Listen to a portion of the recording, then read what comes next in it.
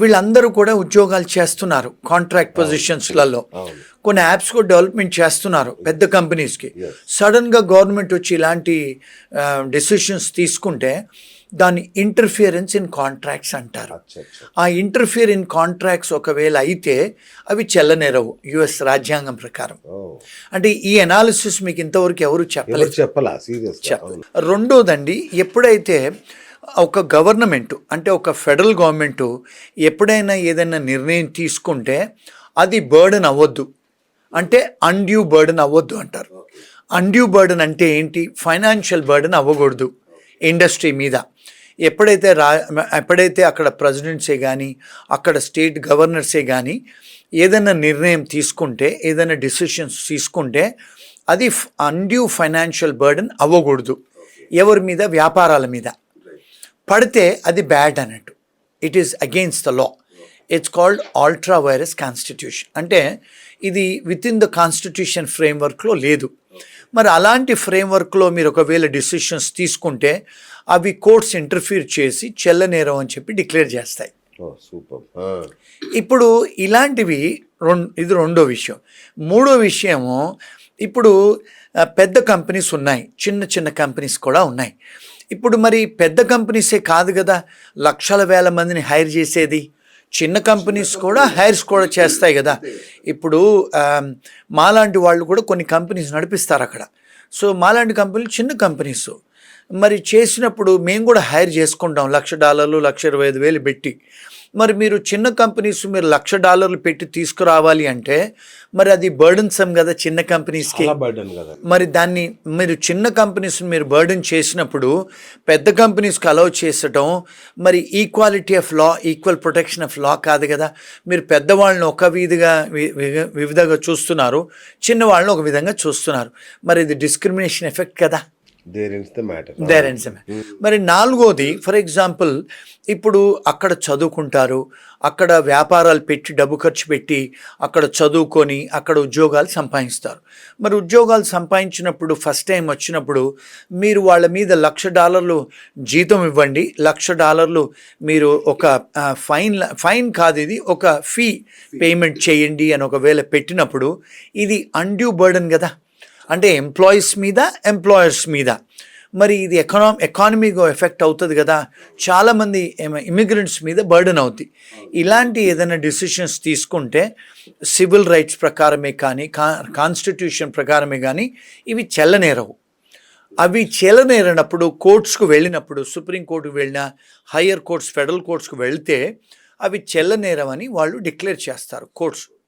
So ఇలాంటి డెఫినెట్గా జరిగాయి. పాస్ట్లో ఈయన ఇచ్చిన ఎగ్జిక్యూటివ్ ఆర్డర్స్ ని క్యాన్సిల్ చేసే సందర్భాలు ఉన్నాయి, చాలాసార్లు అయినాయండి. మొన్న 4-5 నెలల కింద కూడా వీసాలు రద్దు చేయమని చేసినప్పుడు కూడా చాలా కోర్ట్స్ స్టే ఇచ్చారు. అవి రద్దు అంటే వారు ఇచ్చిన ఎగ్జిక్యూటివ్ ఆర్డర్ అప్పుడు వచ్చారు కదా, అన్ని వీసాలు స్టూడెంట్ వీసాలు ఎవరైతే తాగి పట్టుబడతారో, క్రైమ్స్ ఉన్నాయో, వాళ్ళ సెవిస్ టర్మినేట్ అయిన వాళ్ళని ఈ వీసాలు క్యాన్సిల్ చేయమని గత 4-5 నెలల కింద మనం ఇండియన్ స్టూడెంట్స్ చాలా అంటే హ్యూ అండ్ క్రై ట్యాంట్రమ్ ఇంకా చాలామంది వచ్చేసారు కూడా వీసాలు రద్దు అవుతాయి. చాలామంది స్టూడెంట్స్ కూడా చాలా అంటే స్ట్రెస్ అయ్యారు. చాలామంది లాయర్స్ దగ్గరికి వెళ్ళారు, ఫెడరల్ కోర్టులోకి వెళ్ళి సూట్లు ఫైల్ చేశారు, లా సూట్స్ అమెరికన్ గవర్నమెంట్ మీద. కొన్ని జడ్జిలు స్టే ఆర్డర్ ఇచ్చారు, చెల్లనేరం అని కూడా డిక్లేర్ చేశారు. ఇలాంటివి తరచుగా జరుగుతుంటాయి అమెరికాలో, ఎందుకంటే రూల్ ఆఫ్ లా అనేది ఉంది, ఎందుకంటే అవి చెల్లనేరవు కూడా. అంటే ఇది నా analysis. Sir as on today sir నాకు ఇంకొకటి క్లారిటీ ఇవ్వండి. ఇప్పుడు ప్రస్తుతం ఆల్రెడీ H-1B వీసా మీద ఉన్నవాళ్ళు రెన్యువల్ కానీ ఎక్స్టెన్షన్ కానీ ఏమైనా ప్రాబ్లం ఉంటుందా? వాళ్ళకి ఏ ఇబ్బందులు లేవండి. ఇప్పుడు H-1B ప్రాసెసింగ్లో ఉన్న వాళ్ళు కూడా ఏ ఇబ్బందులు లేవు.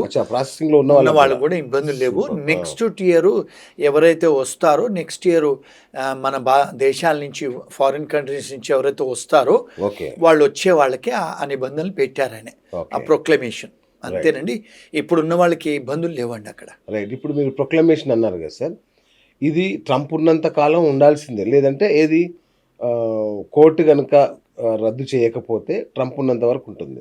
గవర్నమెంట్ మారాక వెళ్ళిపోతుందా లేదంటే కంటిన్యూ అవుతుందా? ఒకవేళ కోర్టులు అనుకూలంగా ఇవ్వలేదు తీర్పు. గుడ్ క్వశ్చన్ అండి. ఇప్పుడు మన దేశంలో కూడా ప్రైమ్ మినిస్టర్లు, చీఫ్ మినిస్టర్లు వచ్చినప్పుడు కొన్ని డెసిషన్స్ తీసుకుంటారు.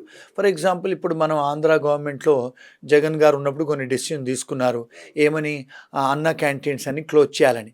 మరి వారు వెళ్ళిన తర్వాత మళ్ళా చంద్రబాబు నాయుడు గారు వచ్చిన తర్వాత మళ్ళీ ఓపెన్ చేశారు కదండీ. అదే విధంగా ఎప్పుడైతే గవర్నమెంట్ మారుతదో, గవర్నమెంట్ పాలిసీస్ మారతాయి, డెసిషన్స్ మారతాయి. వాళ్ళు అవి ఓవర్ రూల్ చేసి మళ్ళీ కొత్త ప్రొక్లమేషన్స్, కొత్త ఎగ్జిక్యూటివ్ ఆర్డర్స్‌తోని వస్తాయి. ఇప్పుడు అమెరికాలో చూస్తే బైడెన్ గారు చేసిన డెసిషన్స్ అన్నీ రద్దు చేసి, అవన్నీ ఓవర్‌టర్న్ చేసి, కొత్త ప్రొక్లమేషన్స్‌తోని, కొత్త ఎగ్జిక్యూటివ్ ఆర్డర్స్‌తోని ట్రంప్ గారు వస్తున్నారు. అంటే ప్రతి గవర్నమెంట్ మారినప్పుడు, వాళ్ళ అడ్మినిస్ట్రేషన్ మారినప్పుడు పాలిసీస్ చేంజ్ అవుతాయండి. వారు ఉన్నంత సేపు ఉండొచ్చు ఇది. Okay. Right sir. National interest exemption అని ఇంకొకటి చెప్పారు. సో ఏంటి అది ఓన్లీ నోబెల్ లారెట్స్‌కేనా? లేదంటే పెద్ద పెద్ద కంపెనీల వాళ్ళకేనా? అందరికీ వర్తిస్తుందా అది? ఇది ఇంట్రెస్టింగ్ క్వశ్చన్ అడిగారండి. నేషనల్ ఇంట్రెస్ట్ వేవర్ అంటారు దాన్ని. నేషనల్ ఇంట్రెస్ట్ వేవర్ అంటే ఏమిటి అంటే, అమెరికా గవర్నమెంట్‌కి మీరు ఒకవేళ పనికి వచ్చేవాళ్ళు అవుతే, అంటే నోబెల్ లారెట్సే కాదు, ఎవరైతే వరల్డ్ ఫేమస్ సింగర్స్ ఉంటారో, వరల్డ్ ఫేమస్ ఆర్టిస్టులు ఉంటారో, వరల్డ్ ఫేమస్ స్పోర్ట్స్మెన్ ఉంటారో, ఆర్టిస్టులే కానీ లేకపోతే సైంటిస్టులే కానీ ప్రపంచవ్యాప్తంగా కొన్ని, ఇప్పుడు ఫర్ ఎగ్జాంపుల్ ఆర్టిఫిషియల్ ఇంటెలిజెన్స్లో మన దగ్గర కూడా కొన్ని ఇన్వెన్షన్స్ చేశారు. అలాంటి వాళ్లకు వాళ్ళు ఏం చేస్తారంటే, ఇప్పుడు మీరు మా దేశానికి, ఇప్పుడు ఫర్ ఎగ్జాంపుల్ ఏదైనా మీరు కోవిడ్ కనుక్కుంటారు, మీరు కొన్ని క్యాన్సర్ డ్రగ్స్ కనుక్కుంటారు. ఇలాంటి సైంటిస్ట్ ఎవరైతే ఉంటారో, ఇప్పుడు నాసా సైంటిస్టులు వాళ్ళు ఉంటారు కదా, వాళ్ళు ఎవరైతే దేశానికి ఉపయోగపడతారో వాళ్ళు ఏం చేస్తారంటే నేషనల్ ఇంట్రెస్ట్ వేవర్ అనేది ఇస్తారు. వేవర్ అంటే ఏంటి? మేము వాళ్లకు వేవ్ చేస్తాము, అన్ని కండిషన్స్ చేసి మీకు మేము పచ్చ కాగితాలు, గ్రీన్ కార్డ్స్ ఇస్తాము, మా దేశాలకు రండి అని ఒక ప్రొవిజన్ ఉంది. యుఎస్లో కానీ, ఇంగ్లాండ్లో కానీ, ఆస్ట్రేలియాలో కానీ, కెనడాలో కూడా. అంటే ఇప్పుడు ఫర్ ఎగ్జాంపుల్ మన దేశంలో కొంతమంది సినిమా యాక్టర్లు ఉన్నారు. షారూక్ ఖాన్ లాంటి వాళ్ళు, అమితాబ్ బచ్చన్ లాంటి వాళ్ళు కూడా గ్రీన్ కార్డులు ఇచ్చారు అమెరికా వాళ్ళు. కొంతమంది స్పోర్ట్స్మెన్స్ ఉంటారు, కొంతమంది చెస్ ప్లేయర్స్ ఉంటారు. అలాంటి వాళ్ళు వరల్డ్ ఫేమస్ ఎవరున్నా కూడా, ఇప్పుడు పద్మవిభూషణ్ అలాంటి వాళ్ళకు కూడా పిహెచ్డీలు చేసి, కొన్నిసార్లు పోస్ట్ డాక్టరేట్ చేసి సైంటిస్టులు కూడా అప్లికేషన్ పెట్టొచ్చు. మా ఫర్మ్ నుంచి మేము అలాంటి వాళ్ళకు చాలామందికి ప్రాసెస్ చేశాము, ఇప్పించిన సంఘటనలు కూడా ఉన్నాయి. సో అది న్యాచురల్ కండిషన్స్లో, ఇది కాలమిటీ, నేషనల్ కాలమిటీ కదా ట్రంప్ అనే ఆయన. ఇప్పుడు నేషనల్ ఇంట్రెస్ట్ వేవర్ కింద వారు ఏమన్నారంటే, doctors, scientist case to case మేము డిసైడ్ చేస్తామని చెప్పారు. అది రెగ్యులేషన్స్ ఏం మార్చలేదు. సో డెఫినెట్గా ఎవరన్నా ఇంటర్నేషనల్ ఎక్లెయిమ్, నేషనల్ ఎక్లెయిమ్ అంటే ఇప్పుడు వరల్డ్ ఫేమస్ వాళ్ళు, నేషనల్ లెవెల్లో ఫేమస్ వాళ్ళు అప్లికేషన్స్ పెట్టుకుంటే అమెరికా వాళ్ళు గ్రీన్ కార్డ్స్ ఇస్తారు. అమెరికా కాదు, ఈవెన్ ఇంగ్లాండ్, కెనడా, ఆస్ట్రేలియా వాళ్ళు కూడా నేషనల్ ఇంట్రెస్ట్ వేవర్ అనేది ఉంది. ఏ కంట్రీకైనా పెట్టుకోవచ్చు, వస్తాయి కూడా. అయితే ఇదంతా చూస్తుంటే సార్, ఇది అమెరికాలో అమెరికన్స్కి ఉద్యోగాల పరిరక్షణ అనే పేరుతో వాళ్ళు ఇదంతా చేస్తున్నా, దీని వెనక ఇమ్మిగ్రెంట్ను భయపెట్టాలి, ఇమ్మిగ్రెంట్స్ని రాకుండా చెయ్యాలి అనే ఒక రాజకీయ వ్యూహమే ఉందనేది అందరూ అనుకుంటున్నమాట. ఏమై ఉంటుంది సార్ ఇది? ఇప్పుడు మేక్ అమెరికా గ్రేటు, లేకపోతే ఇప్పుడు మన దేశంలో కూడా అమెరికా ఫస్ట్, ఇప్పుడు మన ఇండియాలో కూడా మేక్ ఇన్ ఇండియా గ్రేట్ అని నినాదాలతో వస్తారు కదండి. ఈయన మేనిఫెస్టోలో ఏం చేశారంటే, ట్రంప్ గారు మేనిఫెస్టోలో ఏంటంటే, మేక్ అమెరికా గ్రేటు, అమెరికాకే నేను ప్రొడక్షన్స్ అన్ని ప్రొడ్యూసింగ్ చేసే కంపెనీస్ అన్ని తీసుకొస్తాను, మన అమెరికన్స్కు ఉద్యోగాలు కల్పిస్తాను, అంటే వాళ్ళకు శాలరీస్ కూడా ఇంక్రీజ్ చేస్తాను, ట్యాక్స్ ఎగ్జంప్షన్స్ ఇస్తాను.